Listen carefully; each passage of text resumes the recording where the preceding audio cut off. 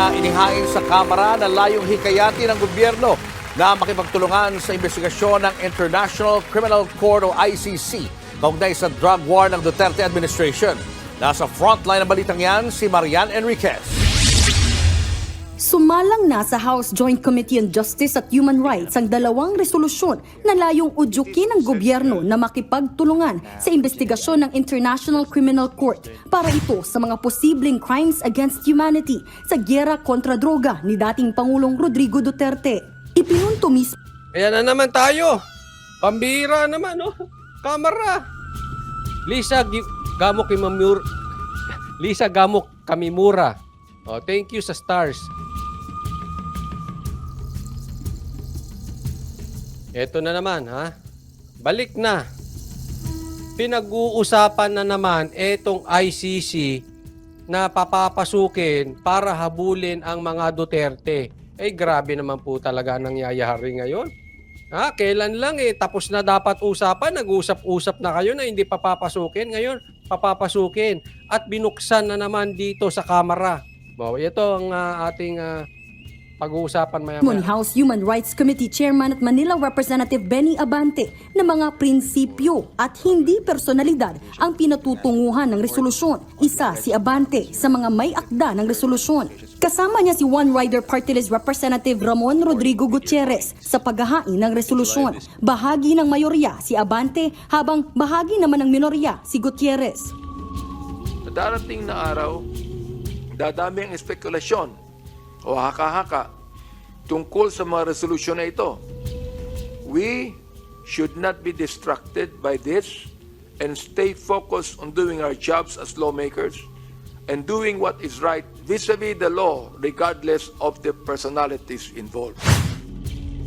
Alam mo, di ba, to si Abante, nabilib tayo kung kailan lang dahil ang ganda ng kanyang lang pag-iimbestiga dito kila Katapang. Ngayon, anong nangyari? Hindi nyo ba nalaman? Hindi nyo ba nadinig? Na sinabi ng presidente mismo, hindi pa papasukin ng ICC. Ano bang mahirap intindihin doon? Sinabi rin niya ni SOJ, walang karapatan ng ICC dito. Bakit nagbabago na naman kayo? Pambihira naman, oh. Hindi pa muna inaprubahan ang resolusyon dahil nagmosyon ng ilang mambabatas na mag-imbita ng resource speakers mula sa mga concerned agencies gaya ng Department of Justice. Since we don't have resource persons to shed light on this issue, especially the question of the jurisdiction of the Philippine government with regards to the ICC intervention, I'd rather move, Mr. Chairman, to suspend this deliberation on both House resolution, Mr. Chairman. Kasabay ng pagpapaliban, isasabay na rin sa susunod na pagdinig ang pagsalang ng panibagong haing resolusyon ni Albay Representative Ed Selagman na tulad din ng mga nasabing resolusyon. Ito na ang pangatlong resolusyon sa Kamara tungkol sa issue. Bahagi ng minorya sa Kamara si Lagman.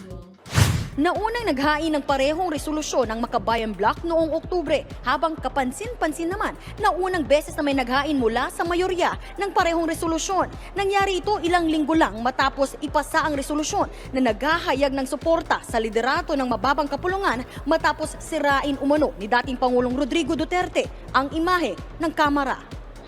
Kaya ang tanong, bakit nga kaya ngayon lang pinansin ng mayorya ang mga resolusyon? Palagay ko may mga pagpapalit sa pananaw. Ang tanong, matagal na itong resolution, bakit ngayon lang pinanpansin? Ngayon lang binigyan ng atensyon. At sabi ni Lagman, marahil ay may pagbabago sa pananaw. Sir, pagbabago ba sa pananaw o may pagbabago sa proyekto? Ako po yung nagtatanong lang po, That is an honest question. Pananaw ba ang usapan dito o proyekto? Kasi may mga nagsasabi na para ka raw ay magkaroon ng magandang proyekto at ikaw ay mabigyan ng budget para sa iyong proyekto, kailangan sumusunod ka kay Tamba.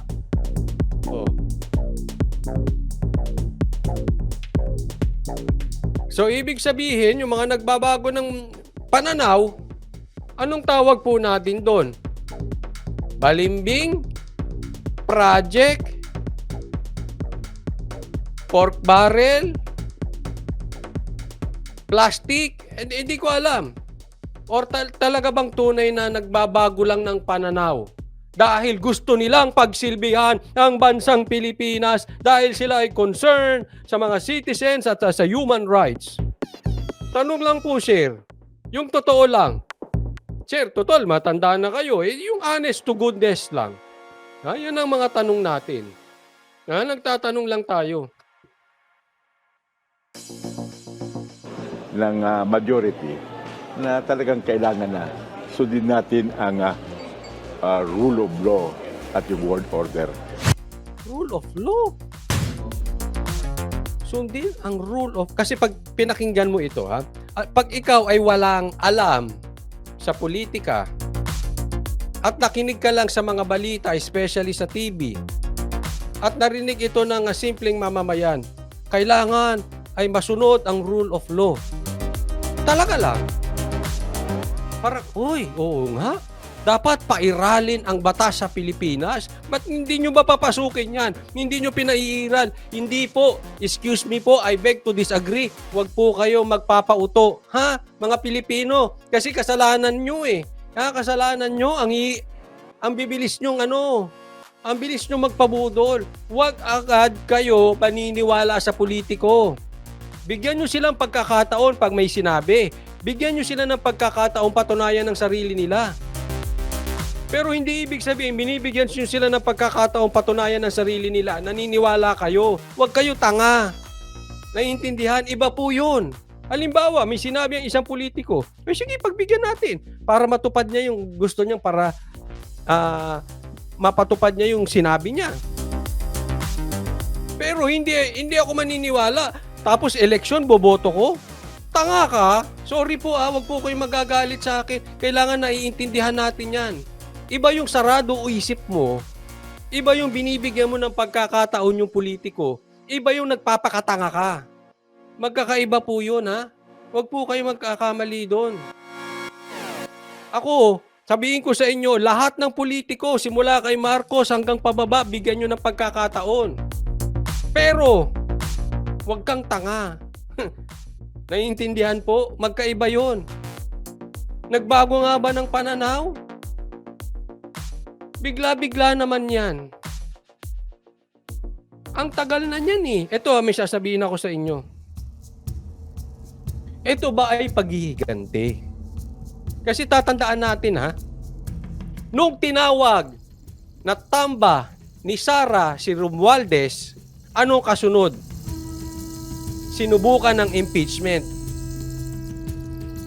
Ngayon, nung inisnab, dinedma ni Sara ang pakikipagkamay ni Tamba, ano kasunod? Eto na, resolusyon ng ICC. May pattern ba? Kayo umusga. Kaya nga sabi ko, nako, eto na naman tayo. Hindi nakita ni Sara si Tamba. O anong kasunod niyan? May ganti yan. At yan ang sinasabi ng mga politiko. Gumanti na naman, Kalanteteng. Para tayo mga bata dito eh. Wag. Kung kayo'y politiko, huwag kayong balat sibuyas. Pambihira naman, Hindi, diba? Tamba equals impeachment. Ngayon, dedma equals ICC.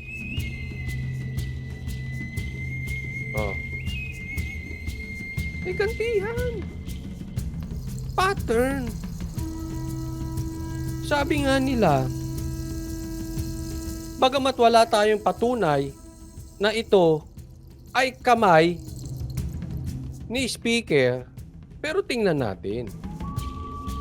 Saan nanggaling tong resolusyon? Bigla-bigla na lang sumulpot, may ICC na naman. May usapin na namang ICC. Tingnan yung mabuti. It's either totoo na may kamay si Romualdez sa nangyayari dito sa Kamara na para pabalikin ng ICC. First choice. Or, hindi niya talaga alam, hindi niya gusto, at dinededma siya at ginagawa siyang tanga ng mga nasa ilalim niya.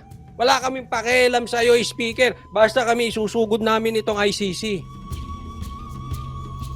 Whether piliin mo 1 or 2, it shows yung leadership ni Tamba. Anong klaseng leader yung gumaganti? Kung hindi naman gumaganti, anong klaseng leader ka? Hindi mo kontrolado yan? Wala kang say dyan? Oh. Di ba? Pero, ngunit, datapwat, ako sa totoo lang, wag po kayo magagalit ha? Wag kayo magagalit sa akin. Gusto ko na makapasok talaga ICC. Ay, Coach Oli, dilawang ka. Di, alam nyo kung bakit? Kasi pag pinapasok ang ICC, aalma na ang taong bayan. I'm sure aalma na ang mga sundalo. I'm sure aalma na ang mga pulis. Yan yung sinasabi ni PRRD. Hindi po kami nagtatawag ha. Hindi po. Hindi ako sasama sa rally. Hindi ako sasama sa people power. Hindi. It's not me. It's not my personality. Ever and ever, kahit before pa. Pero, hindi ko natin kontrolado ang taong bayan. Kung pinapasok ang ICC, ay sus! Magagalit ang taong bayan. Yung umuugong nga lang na i-deny nyo na may impeachment kay Sara, umuugong ang social media eh. Kaya inurong yan eh. Di ba? Anong sabi ko sa inyo? Kaya nung inurong yan, ang sabi ko sa inyo, nako, hindi pa sila ready. Wala pang numero. Pero mag-aabang-abang yan. O eto na. Ngayon naman, ICC. Hindi na, ituloy nyo na. Sabi nga, ha? Eto, kanino galing to? Come. Oh, hindi bastos yun. Come.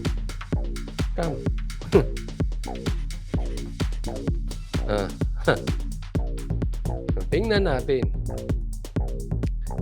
natin. Ngayon, yung sinasabi nyo kung may katotohanan na laos na ang Duterte. Pagpasok ng ICC, we cannot blame the people pag sila ay nagsisisigaw at umalma. Ako, ayoko nun. Pero hindi naman ito gusto ko o ayaw ko eh. Kita naman. Kaya, gusto ko na rin sa isang banda pumasok ang ICC. ICC! Come.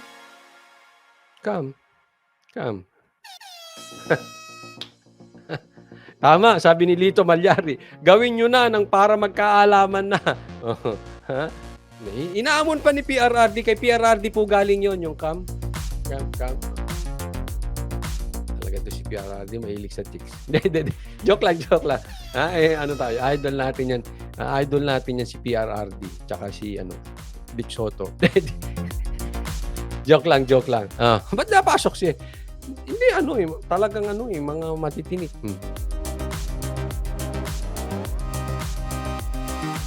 Why? Merong dito nagre-react, sabi niya, Kaibigan TV, konti na lang kayo kasi pro-China mga Duterte. Oh, pro-China ang Duterte? Pati Amerika pro-China. Nag-meeting pa nga sila eh. Si Marcos din pro-China. Kayo na lang dilawan ang ayaw umamin. Kasi kayo maka-Amerika. Pero nilaglag kayo sa ere. Nakipagkasunduan nga si Biden sa China. Nagmukhang tanga dilaw. Ay, kaway-kaway sa mga dilaw dyan, ha? Total, laos na kayo. Kawayan na natin sila. Okay, next topic po tayo.